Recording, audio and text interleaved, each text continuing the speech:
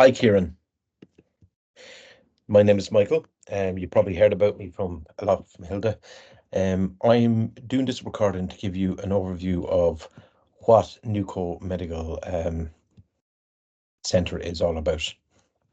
And so I'm going to watch you through this step by step, and so you get an understanding of the opportunity. So here we go. So I divided into what is the opportunity? So what is Nuco Medical Solution? I'll start with that. And I outlined here the table of contents of the business plan, and I put the Excel sheet here, which is walking through the financials, which I will do now. And then we have a rendering of the centre as was laid out for full architectural plans. So, okay, the Nuco Medical Centre is, first of all, that's not the name. We have a name, and under the NDA, all the details of the centre, who the team will be involved, etc. And we'll do that when we're closer to heads of terms. But so Nuco Medical Centre, we're going to call this for the purposes of the presentation, will be established in Cork City. It's going to be set up as a multi-modality diagnostic center, and diagnostics for medicine, and it will consist of 2 MRI scanners, 3 ultrasounds, 1 X-ray, 1 CT, 1 DEXA. It will have a minor injury clinic, GP service. It will have 2 physiotherapists and 5 consultants. We may also be including phlebotomy, but that will be for later, the discussion, phlebotomy for bloods. It will be fully IT operational, integrated to the National Messaging Service HealthLink, and also directly into the GP booking system, which is Clanwilliam. Our IT service provider will already has this enabled to some of the other systems, so we should be able to do. We will be doing that as well. Cork is so. There's a great opportunity at the moment. We're in a historical situation at the moment where the backlog for diagnostics is, and the demand is never been as great. It's the health system is in either public or voluntary or private or not, is not serving the needs of the population. And in recent times, there has been the shift in where, particularly in the Cork region, where now they're referring, it's a historical change where they're referring actually people, patients from A&E who are waiting into minor injury clinics in the private sector. So what means is that that's tripled the demand. So now the backlog that's happening, we'll say, in the public system is now also happening in the private system. So the need for a diagnostic centre is huge currently at the moment. Cork needs a multi-modality centre like this, and there are others, but this one is specifically designed by a regional director for one of the competitors, and he knows exactly what's needed to service the needs. So it'll serve the needs. It'll be why multimodality is better than single, because when you have multimodality, you don't have to wait for the patient to go to other centres to get their all the different scans, the needs, and the different services. So that suits basically the GPs, suits the HSC referring people. It suits the insurance providers, because everything's done in one. You're basically not delaying, basically getting the patients treated and less chance of basically more severe outcomes. And it suits employers because if they send people to get their scans at these centres, they're back quickly. You're not waiting. It's not prolonging the amount of time that the patient is has to be treated. Has to get different services and diagnostics. Now we the I know I myself, and Hilda will tell you my own history. I don't need to go into that in detail. I have a long history in being I'm innovation officer in the health service. I was a strategy advisor in the minister's team. I co-wrote the future health strategy, and I know all the players in the market.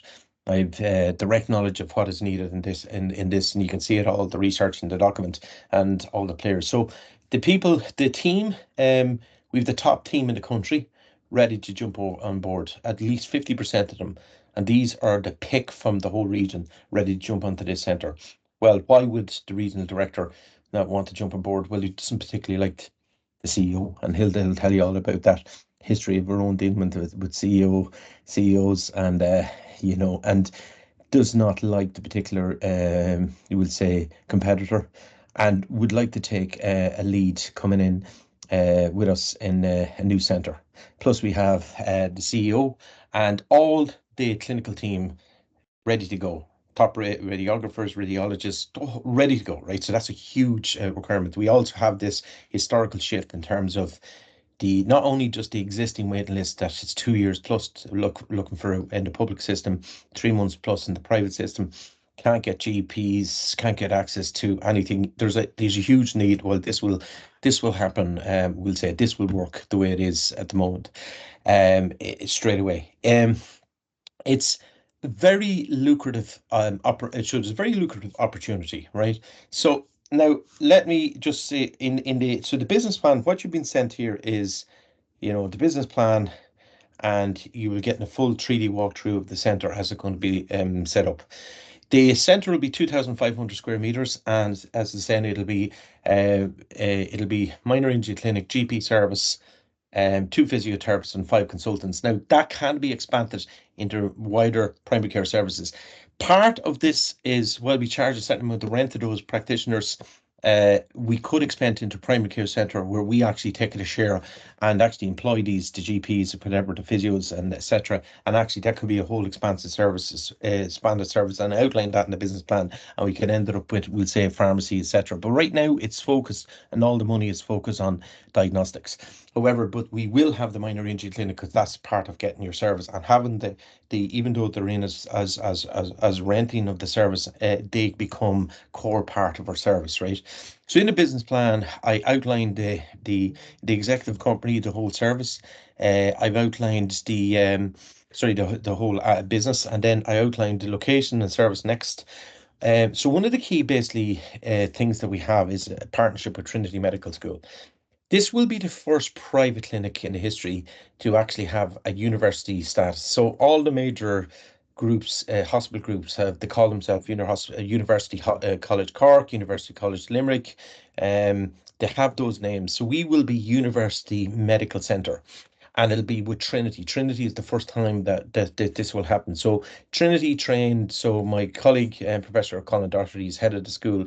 He trains 200 doctors a year.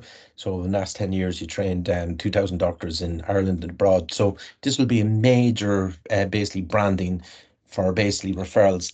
Trinity will work with us on referring. They will work with us in training, ongoing, basically, professional excellence. They will have, so we will have 3 from Trinity that will be there full time with us, 3 basically medical doctors as researchers and trainers, but also they will be leveraging our centre for, we'll say, for excellence, for research, writing papers.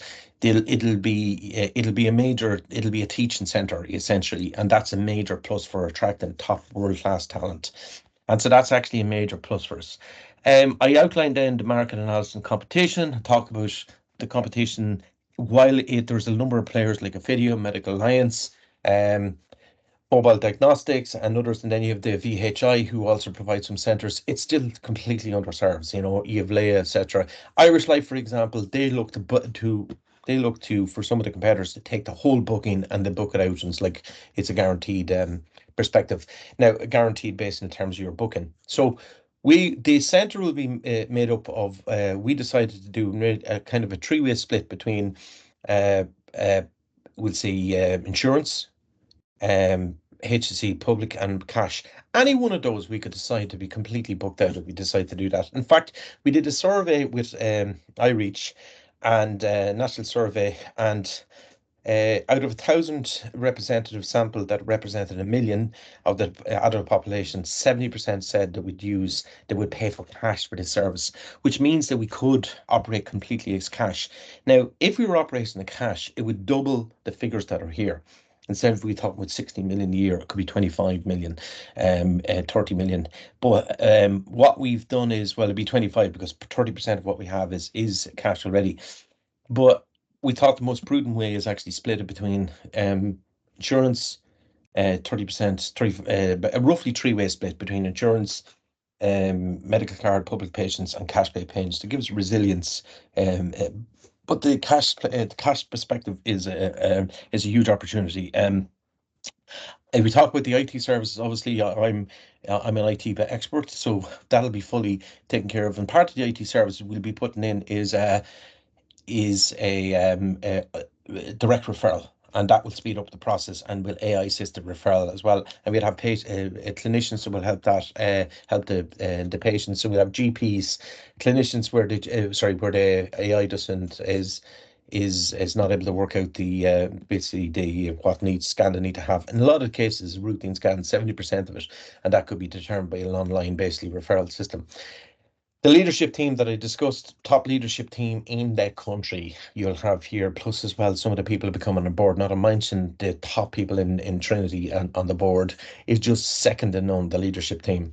The wider team in terms of just 44 staff, we'll have 3 radiologists, top radiologists in the country, radiographers, radiographer manager, absolutely excellent. All the rest of the teams is exceptional. Then in terms of the minor injury clinic, the GP, the nurses, the physios, and the consultants that are coming in as partnership. This leads an absolute superb leadership and wider team.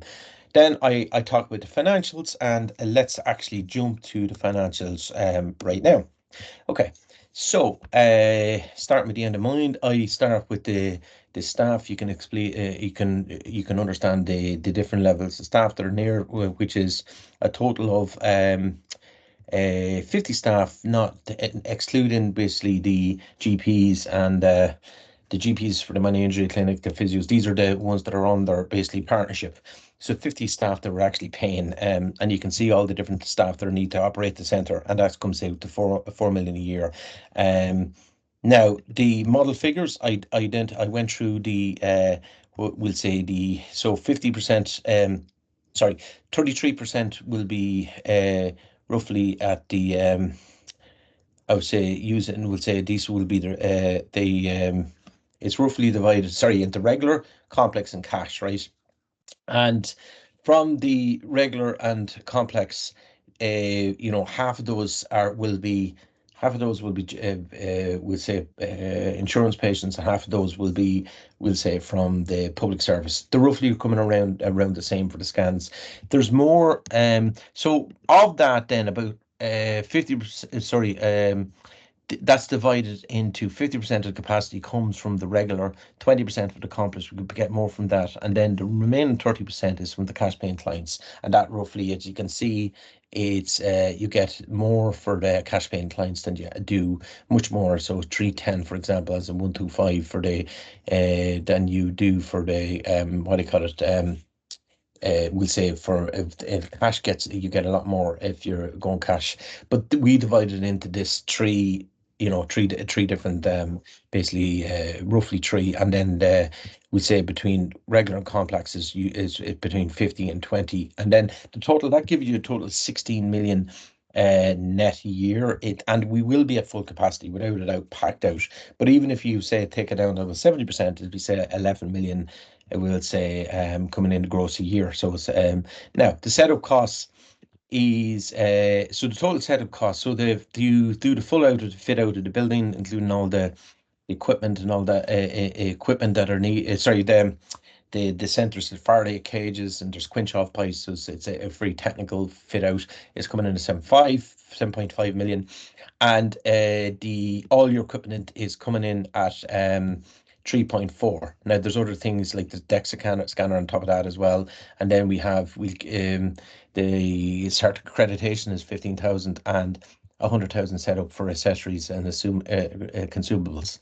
Let's look at the overall, basically, you would say yearly, basically expenses. So we're dividing, basically, we need 9 million from the investment yourself, or if you can get a partner in as well, and 9 million will be backed by a bank loan.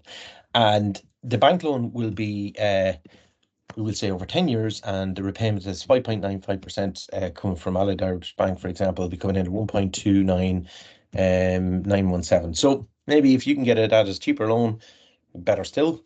And anyway, it's the type of yearly expenses. We're talking about advertising and sales. We have IT and AI subscriptions, accessories, consumables here.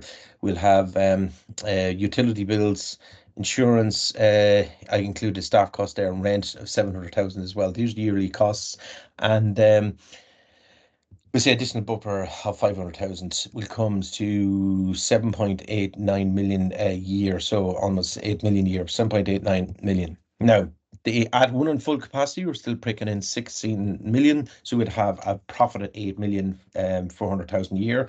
11.3 if we're at 70%, that gives 3.45 million.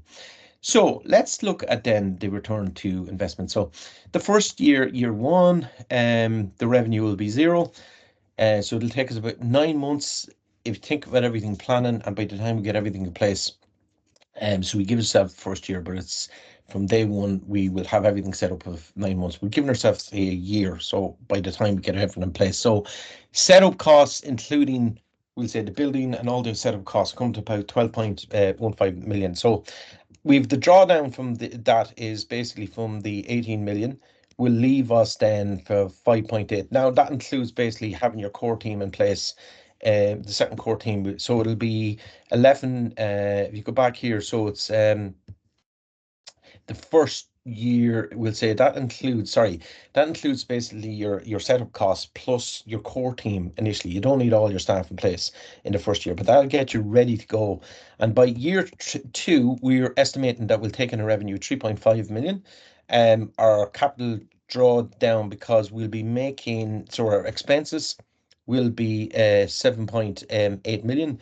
But because we weren't taking a revenue, we're making a loss of 4.3. So we have to cover that again. So that means if you draw down, so we've left remaining from the 18 million, 5.5, 1.5 then we'll have on the second year. We'll say on the second year, and then on the third year, we'll make a slight loss, and then just have to carry over buffer. This still leaves a buffer of 1.8 million.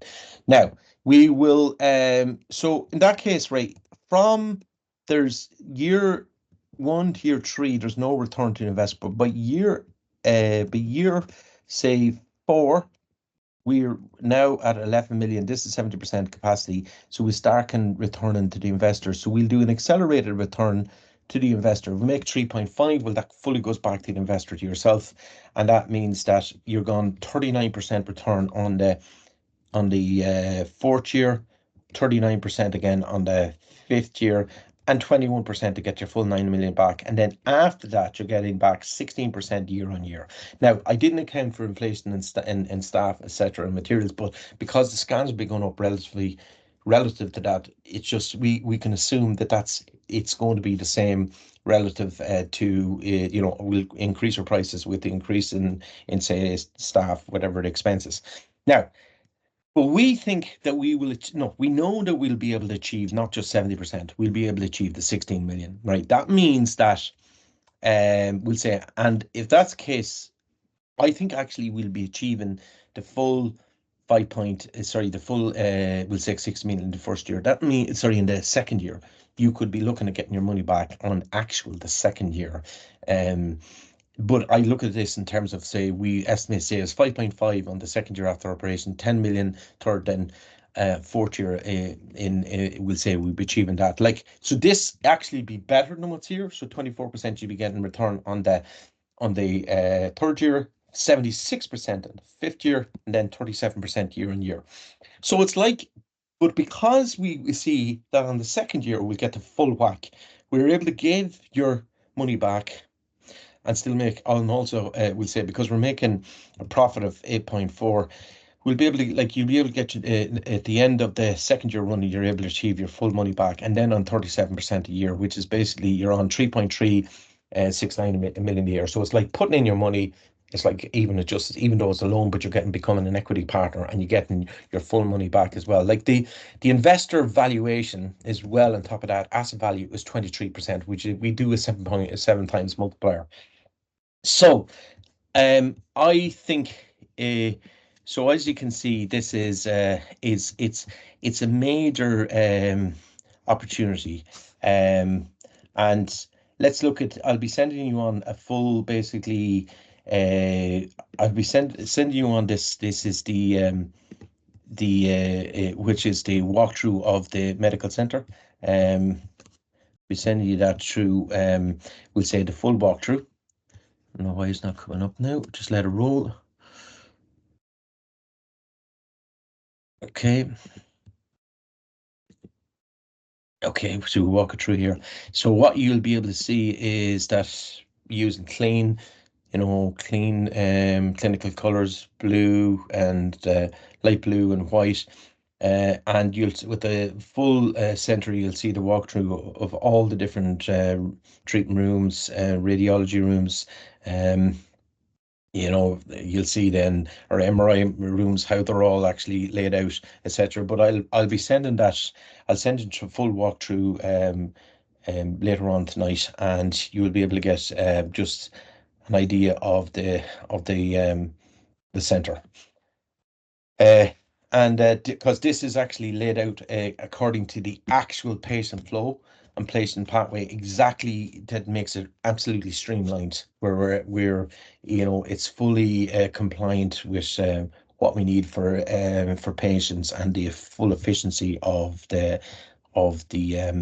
center. So you'll get a good idea of that as well.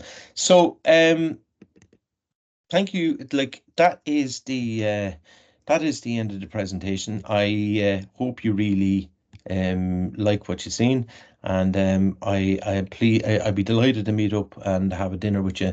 I think it's an absolutely excellent opportunity. There's not very much like this, and with Trinity as a partner, the sky's the limit what you can do with this, and I hope to see you soon. Thank you.